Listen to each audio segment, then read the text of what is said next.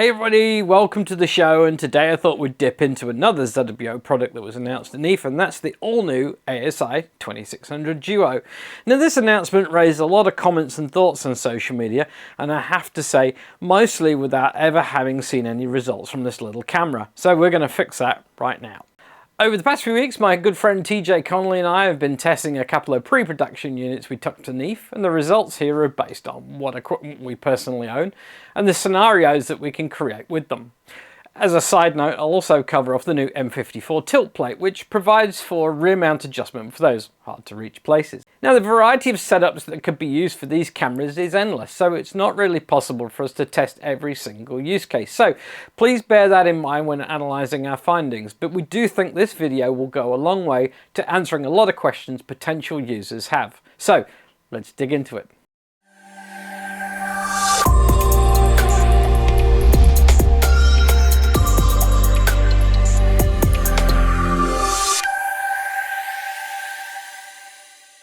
Hey everybody, my name's Simon and welcome to Astroworkz, your friendly guide to the world of astronomy, full of hints and tips on how to get the best out of this amazing hobby. So another of the fun announcements I got to present at NEF was ZWO's new camera, the new ASI2600 Duo. Some cameras seem to gather quite a lot of controversy during their lives, and the 2600 Duo seems to have created quite a stir on social media when it was announced. Some of this is quite surprising, as nobody's yet got their hands on the camera, with the only test being from the ZWO internal team. Well, TJ and I were lucky enough to obtain a couple of pre-production samples so that we could do some real-world testing and then share these with ZWO and now also with you. For complete openness, we will loan these cameras by ZWO for testing, but the views and findings in our videos are strictly our own, and ZWO have no editorial control over what we publish, and we believe that we should publish our results openly, as good as or as bad as that may be. First off, if you missed the news, what is the ASI2600 Duo? Duo is the combination of an ASI2600 APS-C censored camera and the new ASI220 guide camera into one body, creating a camera with an on-axis guide capability. This isn't a new concept, having been done in the past, and from what I read it wasn't particularly successful. But we do need to remember that the technology we're dealing with today is far advanced from the old CCD camera days, so before you write this concept off, do check out the results in this video, as they might surprise you. So let's take a quick look at the ASI2600 Duo and its technical specs, as there are some surprising improvements from the standard ASI2600MC. The Duo is based on the well-known IMX571 chip found on the 2600MC camera, and the main specs for the camera are just the same. It's a 26 megapixel APS-C sized chip with a resolution of 6248 by 4176 with a pixel size of 3.76 microns. The IMX571 is an impressive chip with an extremely good low noise performance and a nice deep well depth for those longer exposures on bright objects. Actually, that's an important tip. Did you know that ZWO opened up the camera settings to allow access to the negative gain area for applications that require the full well depth of the 571? So now you can choose a gain in the negative range and get access to the full well depth of 80K. The other tweak to this camera is that the full resolution frames per second has been increased to 15, which is a big leap from the original 2600MC. And that's partly due to the increased DDR3 buffer memory that's been updated and increased to 512 megabytes in size. The integrated guide chip is based on the ASI220 guide camera and uses the SC2210 chip, which has a weirdly designated chip size of 1/1/8, which is actually equates to a 7.6 by 4.4mm chip. It has a 1920 by 1080 resolution with a 4 micron pixel size. It's got a very high QE of 92% and a low read noise to match that, making it quite a capable little camera. In essence, the 220 could be seen as an upgrade to the ASI290 mini guide camera with some impressive specs, and that's the secret sauce to making this work as an integrated guider. Cameras 20 years ago just didn't have these specs to make on-axis guiding work like this. The main body of the Duo is the same 90mm diameter as the 2600, but has a really nice new anodized finish to it. You might not notice this in pictures, but if you were at NEAF, you might have seen that the Duo has a more textured anodizing to it. It's a kind of matte finish, which I like as it doesn't shock my fingers when I pick it up. The main differences visually are the front faceplate of the camera is on an M54 thread, not the standard M42 type. Obviously the front plate now houses the guide chip nestled next to the main IMX571 chip. It's worth noting that the UV-IR glass cover extends to cover the guide camera too, which is a nice touch. The rear of the Duo is very familiar with a USB 3 connector, two USB 2 ports on the inbuilt hub, and a 12V DC connector. Nothing really new to mention here, but I will call out that the guide chip is integrated on the internal hub and connects via the USB 3 connector, so that saves on cabling, and it also appears as its own device and software. So, once you connect your ASCOM software or ASI Air, then you'll find the guide and main cameras appear as their own devices, namely 2600 Duo and ASI220. The only other noticeable difference is the appearance of this strange silver button on the side and the appearance of a kind of layered approach to the construction. This isn't actually a button but a small focuser knob. Once you've installed the Duo on your scope and focused the main camera, then you can use this little knob to tweak the guide camera focus and bring the two focus points together, ensuring that they remain parfocal. While we're on the subject of physical changes, it's probably a good time to mention the new M54 Tilt Plate that was announced by ZWO when the Duo went to press. One difficulty that some systems encounter is access to the tilt plate screw adjustment from the front. Now, this isn't encountered in every system, but for those needing access to a rear adjustment, you can now exchange the stock tilt plate for this new rear adjustable design. The M54 Tilt Plate is available for order right now on the ZWO and dealer sites. The newly designed M54 Tilt Plate has two pieces to it to provide the right fitting for the rear adjustment and has a small internal gasket ring to remove the possibility of light leaks. Fitting the tilt plate is really easy and takes a few minutes with a hex spanner. After removing the existing tilt plate, the bottom half of the plate is mounted in place and secured by 6 small flathead screws.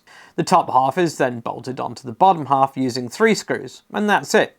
Now you can have access to the rear position tilt plate screws. The design of the new plate is such that it keeps the back focus distance the same as the existing camera, so nothing has to change with existing systems. The M54 Tilt Plate is a great add-on if you really need the ability to adjust tilt plate from the rear side of the camera. So that's the main details of the ASI2600 Duo. Before we move on to actual real-world test results, let's have a look at the ways you could integrate this into your system. Now, an obvious use for the Duo would be to replace an off-axis guider either on a refractor or a reflector like a Schmidt Cassegrain. But it would be at home on a Hyperstar system, and I'm sure it would be fabulous on a Razer too. So one of the questions that keeps popping up on social media is about image circles. How big does it need to be? Actually, the question should be, rather, how small can you go? Well, there is a limit, no doubt. Too small and the guide chip will become under-illuminated by the image circle, leading to lack of stars to guide on. If we look at the physical dimensions of the guide chip placement, the centre of the guide chip is 18.3mm from the centre of the IMX571 chip, and about 22mm to the far edge. So this would suggest an image circle really wants to be about 44mm in diameter. But does that play out in reality? And we'll get to that in a minute. So how does this fit with some of the telescopes on the market? Well, I did a quick survey of some of the scopes on the local dealer site in Australia, and I have to say there are very few on the market that do not exceed or are very close to 44mm. There are a few though, so you do need to do some homework before going out and buying a Duo. Some like the smaller 8-inch Edge HD and their reducers, and the smaller 8-inch Razer being a couple I found. The smaller Hyperstars also have relatively small image circles too, but these were really the only ones I could see. Most popular refractors like the Red Cats, the William Optic scopes, Sharpstar FRA series, Ascar's PHQ range, and ZWO's new FF series refractors all have image circles of nearly 44mm or better. But having a smaller than 44mm image circle might not be the issue you think it is. So don't let that put you off. We'll show you later that all is not what it seems to be on some of these scopes, and the results don't always match these numbers. There are a few areas you'll need to watch when integrating these into your systems. One would be using reducers or field flatteners. Sometimes these have significantly smaller image circles than the native telescope, so do check that the image circle of any following optics is suitable to support ZWO needs. The other thing to watch is the connection to the telescope. While the image circle of your telescope may be 44mm or larger, if you start choking the image circle by the use of smaller diameter adapters, then this is going to be a problem. You really can't go smaller than M48 to avoid vignetting, and the impact that's going to have on guide star availability. Now, having said that, with my system tests I was successfully able to use my M54 filter drawer with an M54 to 48 adapter without issue. Recently, it's also been good to see manufacturers including stepped adapters as standard with their scopes. These allow the use of larger M54 threads, so do look at how you might adapt to different thread sizes if you want to connect your scope and use accessories like filter drawers. Speaking of filters, this seems to be where a lot of the noises come from online. It's quite funny sometimes watching the negative comments and opinions flying around when nobody has one to test or even seen any real results published by ZWO about performance with filters. And I have to say that tests from TJ and I pour a lot of cold water onto most of these comments, as they are pretty unfounded. So I think it's time we dug into some real world examples. Now for these tests we've solely focused on the guide star quality with the various imaging systems and filters that we have. We've not looked at processing out full images of the ZWO for good reason. The IMX571's been out for some time now, and there are plenty of images to prove how good this sensor actually is, so there's no mileage in doing that. Most people's questions are going to be, how does this integrate into my system? And what image circle do I need? And what filters can I use? And I think this is particularly the focus on this is about multi-band filters commonly used for color cameras, and that's what we've focused on. Now this won't cover every scenario possible. As I said earlier, it's just impossible for us to do that given we have limits on what equipment is available to us. But I do think the results here will give you a good feeling as to whether ZWO would work in your telescope setup. So let's have a look at some of the tests and some of the results obtained. So for my first test, I simply took the ASI2600 off my Takahashi 106 and screwed the 2600 ZWO on, along with the M54 filter drawer, and I used the same 54mm threaded adapters on the eSato 4-inch focuser and the Arco rotator. The 106 isn't the slowest scope at f5, and it does have a pretty large image circle at 80mm. But I felt this would give me a good starting point to then push the envelope with, knowing I had a good baseline to work from. After I updated the Eagle 4 with the latest USB and ASCOM drivers, I connected the camera and got cooling and opened the observatory roof and got to work. In each of the test cases, I focused the main camera to ensure it had a good tight curve in Sequence Generator Pro. I repeated this each time I swapped filters. Then I switched to PhD2 and tweaked the guide focus knob to ensure I had the best star size available before I started any guide tests. I also calibrated the CM70 at the equator with the new setup each time. I also didn't rotate the camera once calibrated.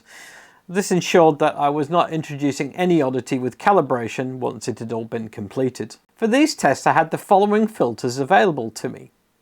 An Optolong L Extreme, which has an HA and O3 bandwidth of 7nm, an Antlia ALPT dual band filter with 5nm bandwidths, and the Optolong L Ultimate filter, which is a 3nm bandwidth for both HA and O3 frequencies. The aim of my first test was simple. Would it see enough stars using the dual band filter? And if so, then with each filter test at 3, 2, 1.5 second exposure intervals. This would simulate the needs of most people from mounts like the CM70 using a ring and worm gear, or harmonic drive mounts like the AM series mount that like high frequency guiding. These like 0.5 to 1 second exposures. At first I started with no filter in place and just used the above process, and there were no issues at all. I found the ASI220 only needed a very low gain setting to provide more than enough stars with a good sharp star profile in PhD2. I selected gain 35 here. Even at 0.5 second there were masses of stars to use. Don't forget, when setting up PHD2 or the ASI Air, you will need to change your configuration settings to reflect the guide focal length as that of the main scope. In this case, 530mm. Next, I chose the widest of the filters on hand, the Optolong L Extreme, which offers a 7nm bandwidth. I followed the same process as before, focusing the main camera and then the guide camera to ensure sharp focus and good star shapes. I was quite amazed by how many stars this filter was seeing at 3 seconds, even with some pretty miserable seeing with some mist and fog hanging around.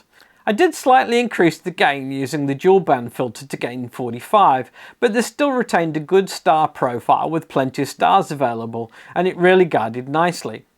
I reduced the loop exposure times to 2 seconds and then 1 second with equally good results. And then I really pushed it a bit further to half a second and was still guiding as good as before with plenty of stars seen. So now time to push the envelope a bit, and I swapped the filters to the Antlia ALPT. This is a slightly narrower bandwidth filter at just 5nm. Again, I followed my setup process, focusing the main camera and then the guide camera to ensure the best focus point was obtained. I left the gain at 45 for this test and started at 3-second exposure loops. No problem at all at 3 seconds, and none either at 2 seconds, 1 second, or even half a second at this f ratio. Now it was time to really push the envelope, so I swapped the filters again and inserted the Optolong L Ultimate. This is a 3nm dual band filter, and I was really prepared that this would be a problem and the limit to what we could actually use. I quickly found focus for both the main and the guide cameras and continued with the tests. I increased the gain slightly to gain 75 for this filter to give it enough stars and to keep the best star shape. And I was starting to get plagued by fog all around me, but I did push on to see what results I could achieve. The results were pretty shocking, and I was amazed to get some good guiding and nice round stars at 3 seconds. I reduced it to 2 seconds, then 1 second, and there was still plenty of stars to guide on, and crazily even right down to half a second with still no issues guiding, at least at this f ratio. Okay, so I'd say that's pretty much myth busted. I was able to guide it down at 3nm with half a second exposures with more than enough good stars that PHD was happy to do multi-star guiding in some pretty awful seeing at this f ratio anyway. So this certainly does work with narrowband filters. So that was okay for f5, but what about slower scopes? And what about scopes that don't have the same image circle as the Takahashi 106? On the following night, I set up my Explore Scientific 127 with the matching 3-inch focal reducer. This is an f6 ratio and a much smaller image circle of 43mm, so this might be a more realistic approximation of a typical system. I didn't do anything special for this test. I pulled off the ASI2600MC and the filter wheel that lives on the scope, and I didn't do any tuning at all in terms of back focus on what can be a fiddly reducer at the best of times. And I think this is where one thing I need to highlight. If you do use a focal reducer or a flattener that has a smaller image circle than 44mm, you may have to accept that star shapes in the guider don't always look that round. That's not down to the performance of the Duo, but the fact that the stars at the extreme edge of the image circle in some reducers won't be round. They may well be in the center of the image where the IMX571 chip lives, but at the edges it clearly is a different matter. But it's still guided well. But that's certainly something to think about. So these results mirrored those on the FSQ 106. I was able to guide well down to half a second using all 3 of the filters, and there were no issues at all finding enough stars to guide on. To further test the imaging circle requirements, I also ran the Duo on my little TS Optics 80mm refractor. This is a nice little refractor I use at the local club when teaching, and I also use it for testing the AM series updates and the ASI Air software releases. It's lightweight and quite sharp, and they're also really good value for money, so do look out for a review of that one here on Astroworkz very soon. I used the matching 0.8 reducer for this scope, and that gave me a focal length of 384mm at an f ratio of f4.9. Again, as in the previous test, there was no issues right down to 3 nanometers and half-second exposures. So again, in this scenario, using the ASI Air, no issues guiding even at half-second on the AM series mounts. TJ's also been doing his own testing in the States, and he has a very different setup to me.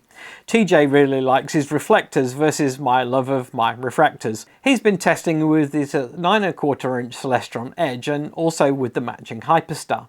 Now the Hyperstar is an interesting one, as some of them have smaller image circles than most refractors. The 9.25 Hyperstar is an image circle of just 28mm, which you'd really think is too small.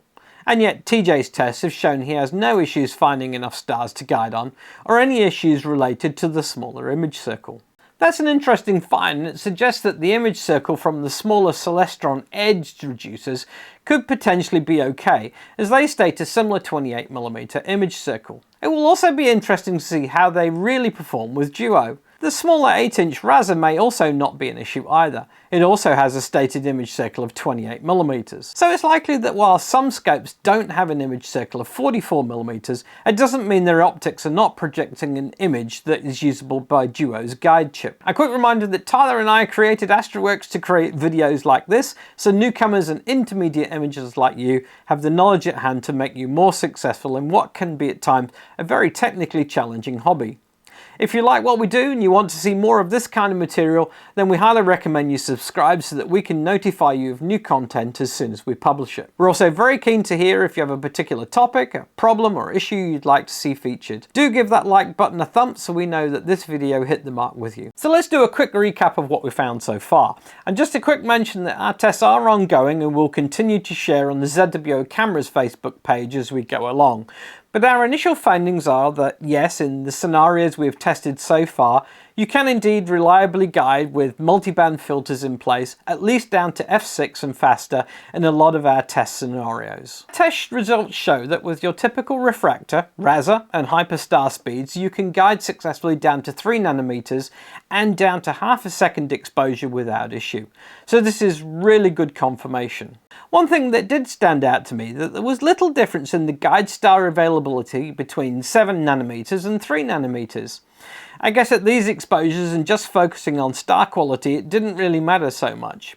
Clearly PhD2 and the ASI Air are more than capable enough to find enough stars. Our tests have also shown that stated image circles may well be for the main imaging chip at the center of the optics, but this may not preclude the guide chip finding enough stars at the outer edges. Tests have also shown that if you're using a reducer or a flattener, you might find stars at the edge of the field and misshapen.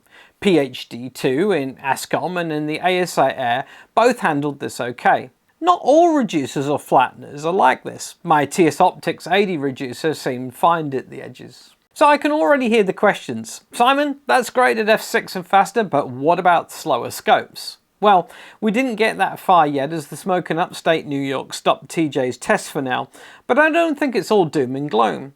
I doubt you'd have a problem with no filter or a light pollution filter in place on slower scopes, as the guide chip is sensitive enough. The issue might come from much slower scopes and tight multiband filters. That might well lead to some challenges, and at this time it remains to be seen how well that might perform. Once TJ tests that theory, we'll update this video and do a follow-up. But we thought we had enough detail right now that it would be good to share our findings so far, given the interest in this camera. I hope the test results that TJ and I have collated so far are useful to you. Please give that like button a thump if you enjoyed today's video, and don't forget to subscribe so that we can notify you early with all our new content. Thanks again for your support. We look forward to reading your comments on today's video.